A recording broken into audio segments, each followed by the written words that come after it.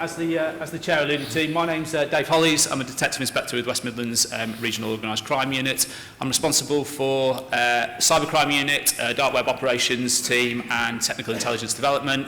Some of my colleagues are in the room. I'm sure they'll let themselves be known at some point in time later. I manage very much the investigative strand of that, so the pursue element, as the Chair alluded to. My colleague Hinesh Mehta, who a number of you will know, you will have heard him speak before, is unfortunately unavailable today, otherwise he would be here. He manages the other element of the business, which is very much around public engagement, around prevent, around prepare, and around the coordination of the force teams. What I'd like to do today is just to give you a little bit of an overview of the current response from law enforcement within the UK to cybercrime. What you can expect from a business point of view in particular through your engagement with either organised crime, West Midlands Organised Crime Unit or any of the regional organised crime units or any of the force teams that have now been formed certainly over the last 12 months, and then a little bit around what the future looks like. As you can appreciate, I've got 15 minutes. I'm going to speak really, really quickly. If I speak too quickly for anyone to understand or to speak coherently, again, just throw something at me. Okay? Right, so 4 Ps, anyone heard of it before? Everyone heard of it? Stick your hands up. No, either you're not listening to me or none of you have heard of it. Okay. So the 4 Ps strategy is the response that the police use in order to form our response to cybercrime. It's been adapted, essentially stolen from the counter-terrorism network, and is now used to respond not only to cybercrime but serious and organised crime as well across the country. It's basically a set of terms that everyone understands within law enforcement and hopefully further afield as well. So whistle-stop tour of this, protect, very much about protecting communities, offering appropriate advice to individuals around the latest cyber threat and ensuring that businesses and individuals are appropriately informed to mitigate those risks. Prevent, all about working with young people. Same as other traditional forms of criminality, recognise that there are egress points into cyber-dependent crime in particular, trying to work with young kids, trying to work with universities, schools, youth groups, to try to dissuade children from being involved in this type of activity. Pursue, does what it says on the tin, trying to catch people. And prepare an evolving area of business for law enforcement around ensuring that not only we have suitable resilience in place, but that the business community has suitable resilience in place to respond effectively to cyber incident within your respective organisations.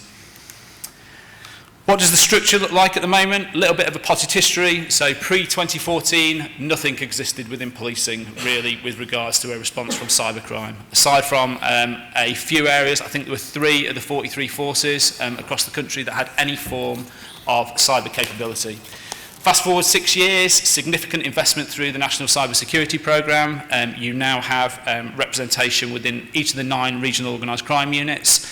So each region, take West Midlands as an example, has a collaboration between their regional forces. So West Midlands, West Mercia, Staffordshire and Warwickshire provides staffing and resources and funding in order to tackle as a collaboration and the threat that's posed by cybercrime and wider sort of serious organised crime as well. It's been an interesting journey. I've only been here for the last 2 years, but the speed with which this changes is difficult for us to keep pace with really. As you can imagine, the police is a fairly bureaucratic organisation. It takes time for things to change, and really time is of the essence in relation to this area in particular. In terms of the threat itself, I'm sure some of the other speakers will allude to it later. National Security Risk Assessment has classified that cyber, or the threat posed by cyber, so nation state and large-scale cybercrime, is a tier 1 threat. That means that it's up there with counter-terrorism, large-scale natural disasters and large-scale accidents, and also international conflict between states that may impact on the well-being of the UK. And Tier 2 also incorporates serious and organised crime as well that may impact on the UK. So cybercrime falls within both the top 2 tiers in terms of that risk assessment. So it's taken very seriously by the government. In terms of the structure at the moment, I've missed the National Cyber Security Centre off of that because I thought they were coming today. They're not, so I'll talk very briefly about the National Cyber Security Centre. They are a parent organisation of the NCSC is GCHQ. Objective of them is to provide appropriate support and advice to individuals and the private sector with regards to mitigating and preventing cyber incidents. They are also there as a resource should you suffer a cyber incident, and have access to a number of assets that can assist you in responding to those as well. Step down one step, and you have the National Cybercrime Unit, which is embedded within the National Crime Agency, and very much responsible for the coordination of the law enforcement response, so particularly National Crime Agency response and the response from the regional organised crime units, and how we investigate and attempt to understand the threat that is posed by cybercrime and how best to mitigate that. Drop down into the regional cybercrime units where I work. As I said, one of 9. Metropolitan Police also have one. They're always different. So there's 10 there. PSNI, Police Service Northern Ireland, Police Scotland have one, and British Transport Police as well. They all have a capability with regards to cyber-dependent crime, and I'll touch on that in a little bit more detail shortly.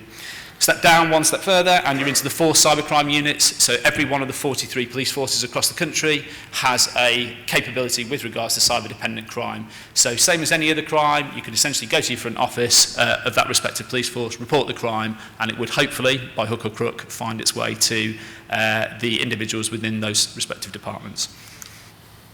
So what's happening within the West Midlands? What sort of threat are we seeing at the moment? Majority of the reports that we have at the moment come through National Fraud Intelligence Bureau. That platform is changing. There is the recognition that it's very clunky and probably not appropriate for the demands that are being seen through the cyber area. Action Fraud is the portal. There's a small number that come through direct contact with forces, but it's fairly limited in all honesty. If I was to tell you that West Midlands as a region receives around 20 reports as a week, does that feel like an appropriate reflection of the threat that's posed by cybercrime? No, everyone's going to shake their head in reality. No, it's not. Clearly, underreporting within this area is a huge issue, and something that we're working closely with our partners to try to increase. In terms of the reports that we get, the vast majority of them fall within the West Midlands police area, inevitably a major metropolitan area, reports from individuals and businesses, but again, you're still talking somewhere between 12 and 15 reports a week, which again is not particularly high.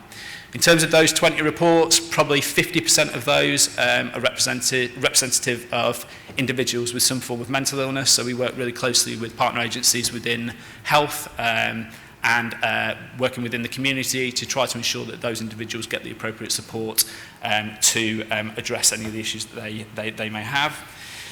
In terms of the actual constituent of the report, about 80 to 90% are from individuals. There's clearly businesses that are suffering from cyber threats. Either they're dealing with them and not necessarily reporting it, or they're reporting it into ICO, for example, and then there's no need for it to come into us. As long as someone is aware of the threat, that's arguably the most important bit.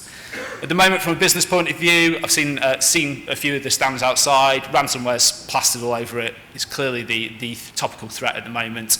It's a growing threat, in particular because it's available as a service now, and that's what we're starting to see the cyber offenders migrate to. Very much cybercrime as a service. You don't need any technical skills.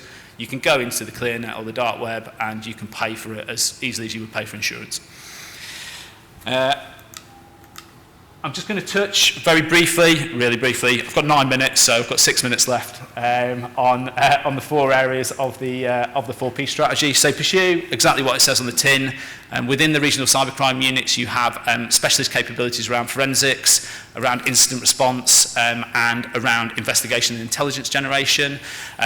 Our capability within there changes or fluctuates depending on the staff that are within there. As you can imagine, similar to a number of businesses that I'm sure are represented here, we have a fairly high turnover of staff at the moment, and it's something we're working closely with partners to try to address.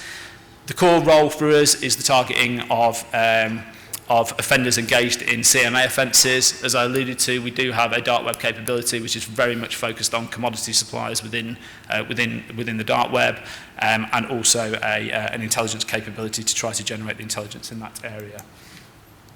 Prevent, average age for cyber criminals, still around 17 years old. There's the recognition clearly that children today have grown up with technology. They're far more adept than I am, certainly, at being able to pick something up, manage to work it, and probably manage to break it, in all honesty, and find a way around some of the security settings on there.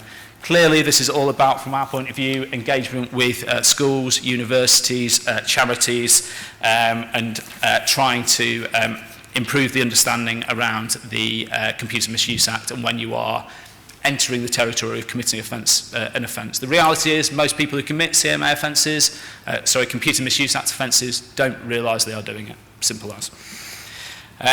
One of the, a very good example of some of the work that we're engaged in at the moment, some work that was generated by Yorkshire and Humberoku, Matrix Challenge. It was released in January. It was immediately DDoSed attacked and taken offline. Got around some of those issues. So very much aimed at 11 to 17-year-olds and giving them a legitimate space to test their skills.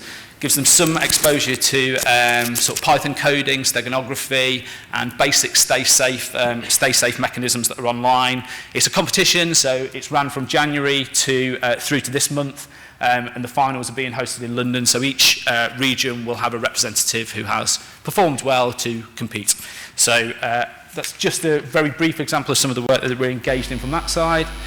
Protect, as I alluded to before, very much about ensuring that there's a consistent delivery of NCSC, so National Cyber Security Centre, guidance and threat advice, and that it reaches the relevant people. You have to bear with us within this area in particular, particularly around social media. We are learning within this area. We will make mistakes, but the sentiment and the intent is very much around trying to protect people within this area. I'll come on to some of the stuff that NCSC offer for free. If you're not aware of, there's some really good resources and really good tools for your organisations and you as individuals as well to access that will keep you up to date around the current threat from a UK PLC point of view, and also some of the mitigation that can be implemented in order to prevent yourself falling victims to it. Prepare,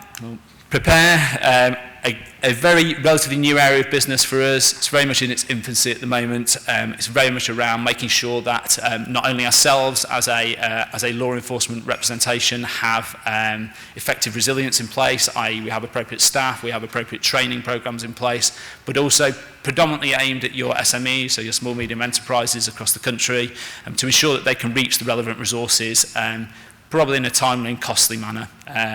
So I'll come on to a little bit of what the future holds in that area in a second. Some of the free resources that we've got access to, if you haven't been onto it, ncsc.gov.uk, it's really good. There's loads of nice, pretty pictures, loads of stuff to draw people's attention to, loads of things that can really help grab people's attention and highlight the issues that are posed by cybersecurity without you having to go off and design these things yourself. I'll touch over that. Staff training again, all available through the NCSC portal. This is the only thing that I'm going to talk about in a little bit more detail. If you're not registered on it, register. It's free to register. You get a load of really good information through NCSC. So early warning around current cyber threats. One of the best things on there is the ability to learn from people who have been through cyber incidents, responding to it when it's got to the stage of ransomware infection. How have we dealt with it? What have we done to mitigate it? How have we responded to it? Things like the impact that it has on your mental health trying to deal with something like this. It can be quite stressful, quite strenuous. So it provides access to people like that. As I said, free to register. CIS, not to be confused with the other qualification. Please register. So what's next? Well, I'm going to run out of breath in a second, there's a clear mandate from the government to continue to take the threat posed by cybercrime seriously. Conservative manifesto last year talked about a couple of areas that I'm just going to briefly touch on. So it talked about a cyber task force. There was some media publication last week around a collaboration between GCHQ and the military, which is fairly well funded. That will very much take the form of, or it looks like it will very much take the form of an offensive threat. So to make the UK a more hostile environment by having an offensive capability in that space. And then it also talked about a national cybercrime task force. We have no idea what that looks like at the moment. I can imagine it will look something similar to the CT network for those of you who are familiar with it. So it will have representatives from each of the police forces across the country, and we will try to coordinate our response better to the threat posed by cybercrime. Lastly, cyber resilience centres. I touched on the fact that SMEs probably are those that struggle most to deal with the threat posed by cybercrime. Ambition with this is for each region to have a cyber resilience centre and for free access, not-for-profit organisation, free access to resources and tools within there. Lastly, and a plea from myself, please talk to us. If you represent a company in here and you are subject to a cyber offence, we will not come and stamp all over you. We just want to help, we really do. The investigation will very much take secondary to getting yourselves back up and running and back online. We're certainly not going to demand information from you and evidence from you to prosecute people. We just want to help and really make ourselves better informed around this threat. And that's it. 15 minutes, 33 seconds, is that okay? Thank you very much.